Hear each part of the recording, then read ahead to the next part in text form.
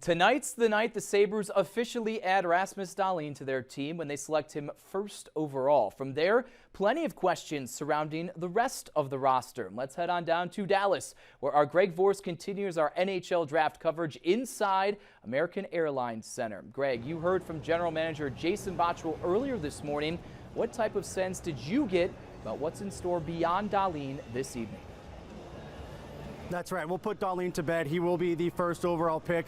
After that, I think we could see fireworks, and if it's going to happen, it's going to happen early in the draft. Botterill saying he's willing to look and moving up into the top 10 in this draft because he says that's how deep it is. He believes there's 4, 5, 6, 7 guys in this draft that are NHL ready, and that's besides Rasmus Dahlin. Now, if they're going to make a move like that, one name has to be involved in that trade, and that's center Ryan O'Reilly. And it's hard to move on from a guy that's a 60-point scorer, and it's kind of ironic that you're talking about trading Ryan O'Reilly when they acquired Ryan O'Reilly for a first-round pick just a couple years ago on draft night. Of course, that was under GM Tim Murray. Now, if they make that move, they're looking for young talent and speed. Here is Jason Botterill talking about what they need to improve their team via a trade.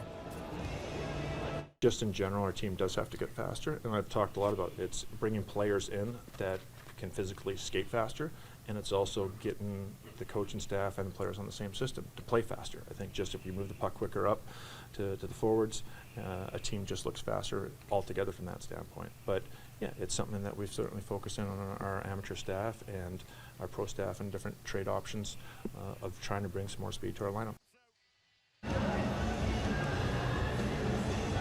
Again, if they're going to do that, that's going to involve trading Ryan O'Reilly, John. So should be fun as we lead up to making that selection for Rasmus Dahlin first overall. And Greg and I, we've talked about how I think at least O'Reilly is a piece that they should move on from. The core has remained the same through all of this losing. O'Reilly part of that. I'm not putting all of it on him, Greg, but I certainly think they need to move on. Sabres also seem to be moving forward from someone in net. Tell me a little bit about what Jason Botterill said about Robin Lehner. Yeah, it wasn't something he wanted to say. It was hard for him to get out, but they are moving on from Robin Lehner. They're not re-signing him this offseason, saying that they're going to part ways, that this team needs to get better across the roster, and they believe in net that's one of the places they need to get better. And when you finish 31st and have the first overall pick, obviously you weren't good in a lot of spots. So Jason Botterill saying they are going to move on from Robin Lehner, and that Linus Ullmark will be the guy in net, and they'll obviously look to free agency to fill up that backup void as we go forward. So, Greg, we know that Lehner will not be brought back. Is there a possibility anyone out with the buyout period now upon us could also be on the move? He addressed that this morning also and said no one will be bought out. That's obviously good news for someone like Zach Bogosian, who kind of carries a hefty number against the cap, but there will not be any buyouts as far as the Sabres are concerned.